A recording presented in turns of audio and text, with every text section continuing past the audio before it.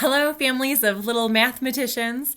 So today I wanted to talk to you a little bit about number sense, specifically our expectations in kindergarten with the numbers 0 through 10. What does that look like, and how do we start building it, and what tools do we have, and what games do we play? So the prerequisites to this is there's a couple of things. First of all, your child should just be able to count to 10. 1, 2, 3, 4, 5, 6, 7, 8, 9, 10. The other thing we need your child to be able to do is have something called one-to-one correspondence.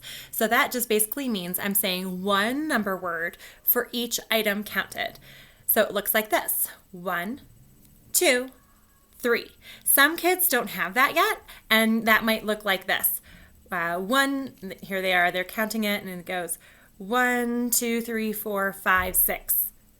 The other last thing that we look for before moving on to a lot of the depth of that we're looking at with numbers 0 through 10 is we are looking for your child to really know that when I say 1, 2, 3, there are 3. How many? There are 3. The last number that I count is how many there are. So those are some of the prerequisites to some of the work that we do in kindergarten. Now, we have lots of different tools because there are 3 main parts to a number that we really focus on, and we want automaticity, and we want just a general innate understanding of what a number is. So there are 3 parts to a number. We have the numeral, which is like the digit, the written symbol. We have the word. Sometimes this is written, sometimes it's spoken. We focus more on the spoken word. And then we have quantity. And there's lots of things we do to manipulate quantity to really kind of deepen our understanding. And that's what helps us build into more complicated math skills. So what tools do we use? We have simple, basic things like number flashcards. And when we show a number, we just expect your child to be able to know the number word that goes along with it, like 5. We use dice. Now, dice have a dot pattern on them that's regular, and we'll roll the dice and say the number. Roll the dice and say the number. We also use dot pattern cards, and you'll notice that this is a regular dot pattern for 5. This is an irregular dot pattern for 5. And your child is expected to know both of these with automaticity. That's 5. That's 5, without having to count one-to-one correspondence. One of the other things we use are linking cubes. We do a lot with these. We use dominoes. Again, this helps us practice all those dot patterns. We use 10 frames. We use Rec and Recs. This is a Rec and Rec. Fun to slide. And we'll use a lot of 2-sided counters. So these are some fun little beans. They're white and red. You can use things at home that are 2-sided, like coins are 2-sided, pretty simple. And there's lots of different games that we use using all of these different tools. So what are some of the games that we use? These are the most basic games. We're not looking at addition or subtraction quite yet. I'll end with an activity that bridges us in there, but just basically understanding numbers. Let's go ahead and start with the linking cubes. So this is pretty easy. I might go ahead and say, okay, show me 2. So then I break 2. I shouldn't have to count 1, 2. I should just see it. 2. Break 6. Something that simple. Break 8.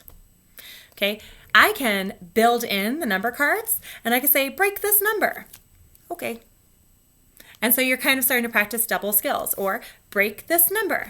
Again, practicing matching them.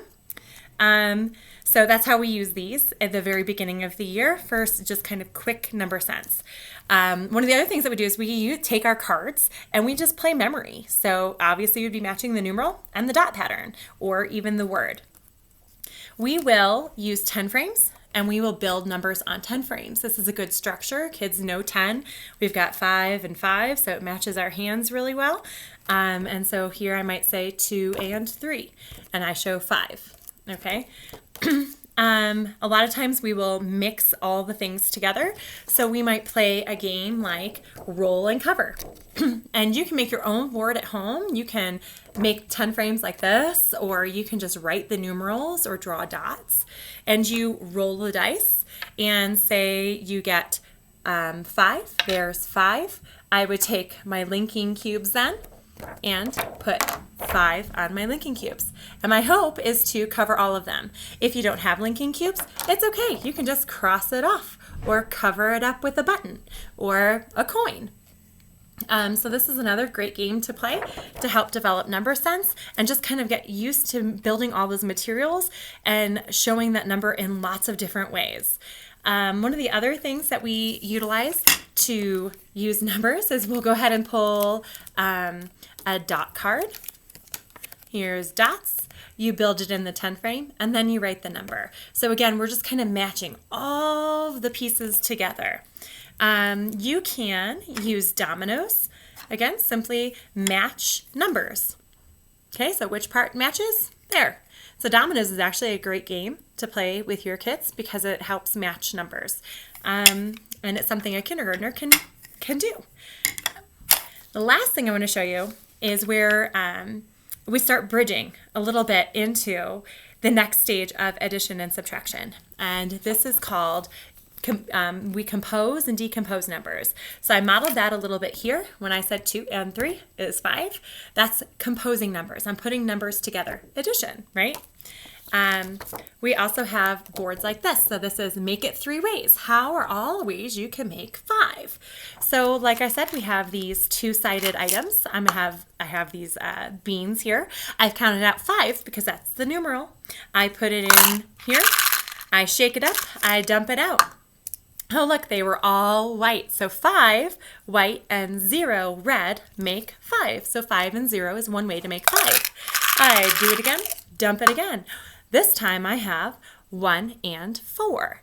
So this is another quick way to kind of just practice number sense and help your child really start to see numbers and quantities quickly and fluently just before we get ready to move to the next level of addition and subtraction and talk about all those relationships and number families. All right, families, have fun practicing, and until next time.